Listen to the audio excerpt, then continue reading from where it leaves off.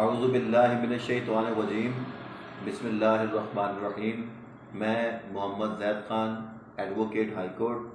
صدر مرکزی press club چوم، آج کے ہونے والے حالات و واقعات پر کچھ تبصرہ کرنے کے لیے میرے پاس موجود ہیں رانا عبدالرحیم، جو موجودہ حالات کے اوپر سوالات کچھ بنا کر لے کے آئے ہیں، تو میں ان کا جواب دینے کی کوشش کروں گا، اور امید ہے کہ ان سوالوں کے جواب سے آپ موجودہ سیاسی صورتحال کو بھی سمجھ سکیں گے، اور آگے آنے والا جو لائحہ عمل ہوگا حکومت کی جانب سے اور اپوزیشن کی جانب سے اس کے بارے میں بھی آپ کو رہنمائی ملے گی۔ جی رانا عبدالرحیم صاحب۔ جی سب سے پہلے تو کوشچن آپ کے لیے کہ عمران خان کی گرفتاری اور عمران خان پر تشدد، اس کے بارے میں آپ کا کیا خیال ہے اور اپنی قانونی رائے دیں اس کے اوپر۔ سب سے پہلے تو عمران خان کی گرفتاری جو ہے، اگر قانونی نقطہ نظر سے دیکھا جائے تو یہ ایک گرفتاری ہے جو ان کی ایک کیس میں ہوئی ہے، اور اس سے پہلے بھی کافی سارے ہمارے پرائم منسٹرز، جن میں شہباز شریف صاحب بھی شامل ہیں، جن میں ذوالفقار علی بھٹو بھی شامل ہیں، جن میں نواز شریف صاحب بھی شامل ہیں، جو ہائی کورٹ میں پیشی کے لیے آئے، ان کو گرفتار کر دیا گیا۔ تو آج بھی ویسا ہی منظر دیکھنے کو ملا کہ جب عمران خان صاحب پہنچے اپنے بائیو میٹرک انگوٹھا لگانے کے لیے، اور جب دروازہ اندر سے بند کیا گیا تو اچانک رینجرز کی جانب سے اٹیک کر دیا گیا اور دروازے توڑنے کی کوشش کی گئی، اور جب دروازے نہ ٹوٹے تو شیشے توڑ کر رینجرز کے اہلکار اندر گھس آئے اور عمران خان کو گرفتار کیا،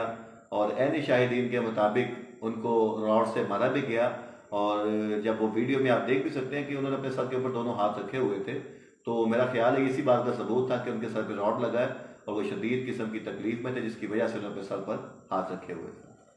اچھا جی، مجھے بتائیں کہ عمران خان نے کچھ جرنیلوں کے نام لیے ہیں، تو اس بارے میں کیا خیال ہے آپ کا؟ بالکل ایسے ہے کہ عمران خان نے ابھی تک تو سابقہ جرنیلوں کے نام لے رہے تھے اور آرمی کا نام لے رہے تھے، اسٹیبلشمنٹ کا نام لے رہے تھے،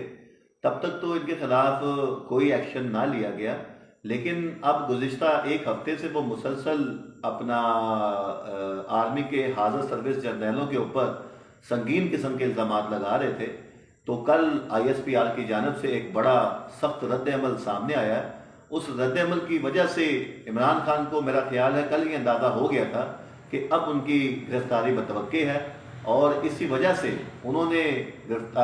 جانے سے پہلے کیا نام ہے پیشی کے لیے جانے سے پہلے انہوں نے یہ بیان دیا تھا کہ وہ گرفتاری کے لیے تیار ہیں، اور ان کے لیے اپنا ان کے دوست احباب کی جانب سے دعائیں بھی کی گئی تھی۔ تو میرا خیال ہے کہ یہ جو عمل ہے یہ رکنے والا نہیں ہے۔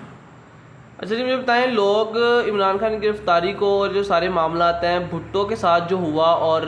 لوگوں کی پیشن گوئیاں ایسی ہیں کہ وہ کہہ رہے ہیں کہ عمران خان کے ساتھ بھی ایسا ہی کچھ ہونے والا ہے۔ عمران خان کو نامعلوم افراد پہ نامعلوم جگہ پہ منتقل کر دیا گیا ہے، اور کیا لگتا ہے زندہ رہ پائیں گے یا ان کو مار دیا جائے گا، یا بھٹو کی طرح ان کو جوڈیشل مرڈر ان کا کر دیا جائے گا؟ تو کیا اس حوالے سے کہیں گے؟ نہیں، میرا نہیں خیال کہ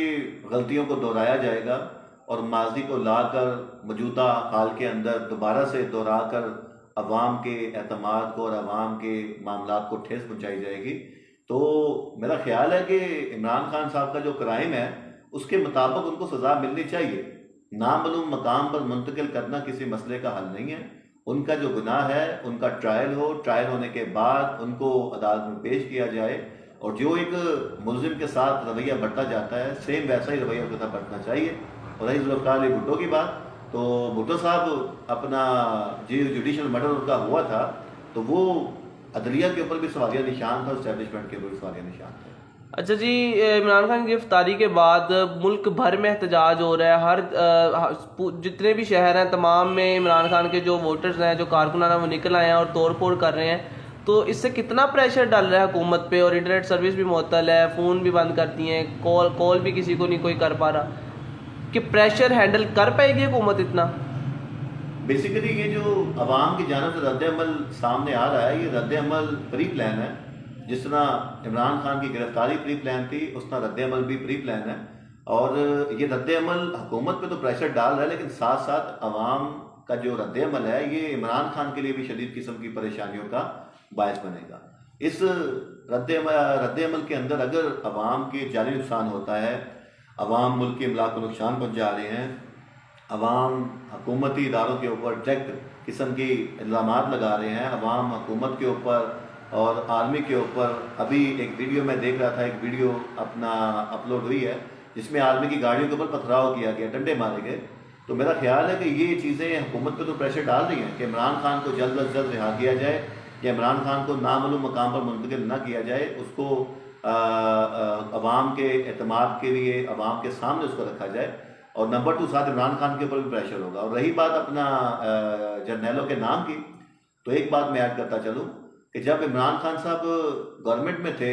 اور 2022 کی بات ہے غالباً، اور جب نواز شریف صاحب نے بیان دیے تھے جرنیلوں کے نام لے کر، تو یہی عمران خان صاحب تھے جو اسٹیج پر کھڑے ہو کر انہوں نے بیان دیا تھا کہ عمران خان موجود ہے اور اگر آپ آرمی کے خلاف اس طرح بیان دیتے گئے تو آپ کو